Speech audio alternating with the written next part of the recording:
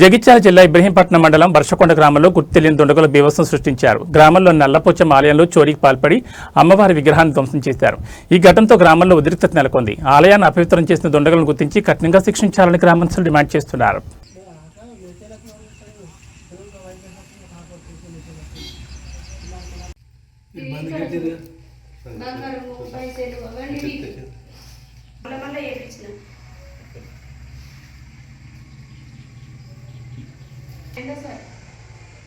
అప్పుడు కొంచెము ఇదైందని ఇక అప్పుడు మొత్తం ఏం పేరు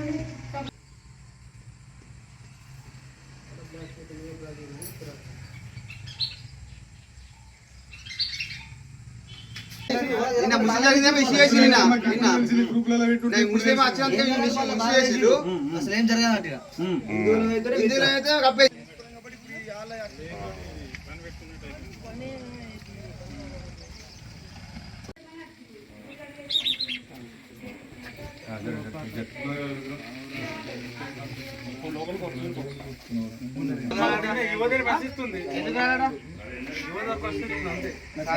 సంబంధం లేదు, మన హిందువులు అందరూ రావాలా.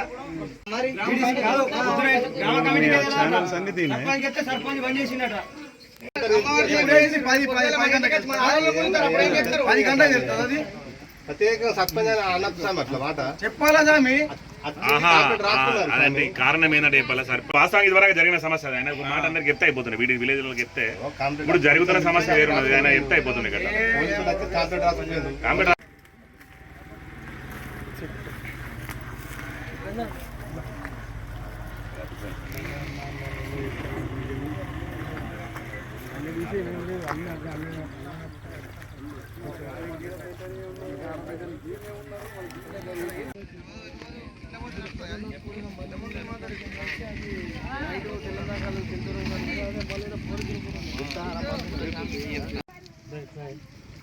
గత రాత్రి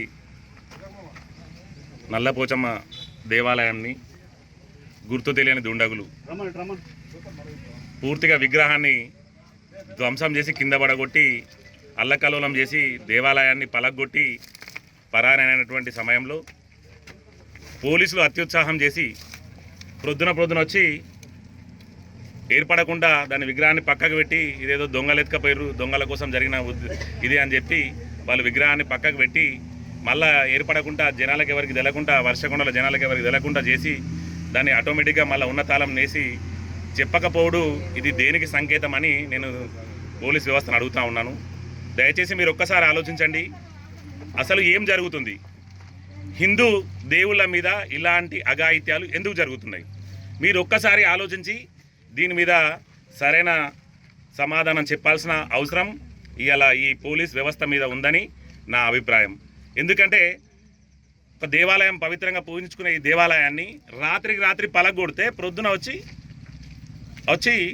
ఇవాళ దాన్ని ఏం జరిగిందో ఎవరికి మన విలేజ్లో అసలు ఎవరికి సమాచారం లేకుండానే ఇది ఏ గుడి? నల్లపోచమ్మ టెంపుల్, నల్లపోచమ్మ దేవాలయం ఏర్పడకుండా పలగొట్టేసి దాని విగ్రహాన్ని పలగొడితే వాళ్ళ చేరుపడకుండా దాన్ని తీసి మళ్ళీ పక్కకు పెట్టి తాళం వేసి ఉన్నట్టుగా వేసి ఇది ఏం జరగలేదు, వాళ్ళతో ఏదో నామినల్గా ఇది బంగారం కోసం చేసిన దొంగతనం అని చెప్పి దాన్ని అనామతంగా వాళ్ళతో ఏదో చిన్న పత్రం రాపించుకొని ఇది ఏం జరగలేదు అన్నట్టుగా చిత్రీకరించి మళ్ళీ ఉన్నట్టుగా తాళం వేసి పోవడం. ఇది మీరు కానీ గ్రామస్తులు కానీ ఏమనుకుంటారు మరి ఈ విషయంలో? ఇది ఖచ్చితంగా వాళ్ళకి తెలుసు ఎవరు చేసింది అనేది. అది బయటకు వస్తే ఈ సమస్యలు అయితే అన్న దృష్టిలోనే పోలీసు వాళ్ళు ఆలోచిస్తున్నారు. అది ఎవరు చేసిర్రో ఖచ్చితంగా మీరు మీ దృష్టితోనం కూడా ఆలోచించి వాళ్ళని కఠినంగా శిక్షించి మా ఊరికి న్యాయం చేయాలని కోరుతున్నాను.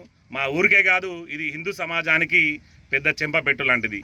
మీరు ఇలా ఏదో ఒక చిన్న ఘటన జరిగితే వాళ్ళ కోసం ప్రత్యేకంగా బలగాలు తీసుకొచ్చి మొన్న ఒకనాడు మా మసీద్ దగ్గర ఒక చిన్న ఇష్యూ జరిగితే ఒక 200-300 మంది బలగాలను తీసుకొచ్చి అక్కడ ఏర్పడకుండా చేసి వాడిని చేసుకొని పోయడం. ఇలా విగ్రహాన్ని పూర్తిగా ధ్వంసం చేస్తే దాని మీద మీరు ఎలాంటిది ఇదివరకు దాని మీద పొద్దున వచ్చి జరిగినాక కూడా 24 గంటలు జరుగుతుంది, 15-16-20 గంటలు జరుగుతుంది. దాని మీద ఎలాంటి యాక్షన్ తీసుకోకుండా ఇలా మా ప్రజల్ని మీరు ఏం మభ్య పెడుతుర్రో మీరు మాకు చెప్పాలా. మేము దీని మీద మా వాళ్ళని ఖచ్చితంగా మా హిందూ సమాజం మేల్కొని దీని మీద ఎలాంటి యాక్షన్ తీసుకుంటారో, తీసుకోకపోతే మేము ఏం చేయాలో మేము అనుకుంటున్నామని చెప్పి కొనుక్కుంటున్నాం. గ్రామం అభివృద్ధి అంటే వాళ్ళ దగ్గర అభివృద్ధి కమిటీలను వాడతారు. సర్వసంఘం అంటే అన్ని సంఘాలకు సంబంధించిన సభ్యులం. విషయం ఏంటంటే ఈ ప్రతి గుడి మా ఆధీనంలోనే ఉంటుంది. ప్రతి గుడి మాకు సంబంధించిన వ్యవస్థనే నడుస్తుంది. గుడిలో జరిగే కంకార్యాల గురించి మొత్తం అన్ని పెద్ద మనుషుల సమక్షంలో జరుగుతాయి. అయితే ఈరోజు జరిగింది, ఇది ఎప్పుడు జరిగింది అనేది సమస్య మాకు బరాబర్ తెలియదు. కానీ మాకు తెలిసిన సమాచారం ప్రకారం ఈరోజు మాకు 2 గంటల వరకు తెలిసింది, మా గుడిలో ధ్వంసమైంది. నల్లపోచమ్మ గుడి అంటారు దీన్ని. ఇందులో విగ్రహం ధ్వంసమైంది. దీన్ని ఎవరో పోలీసులు వచ్చి ఎంక్వైరీ చేసి పోయిండ్లు అనేది తెలిసింది. దానికి కొంతమంది మా భక్తులందరూ కలిసి వచ్చి మేము చూసేసరికి వాస్తవానికి విగ్రహం ధ్వంసమైంది. మరి ఎంత ధ్వంసమైంది ఏంటని పూర్తి వివరాలు పోలీస్ శాఖ మాకు తెలపాలా విలేజ్లో. దాని ప్రతి విషయం కూడా గ్రామానికి తెలిపి చేయాలని చెప్పి మేము డిమాండ్ చేస్తున్నాం.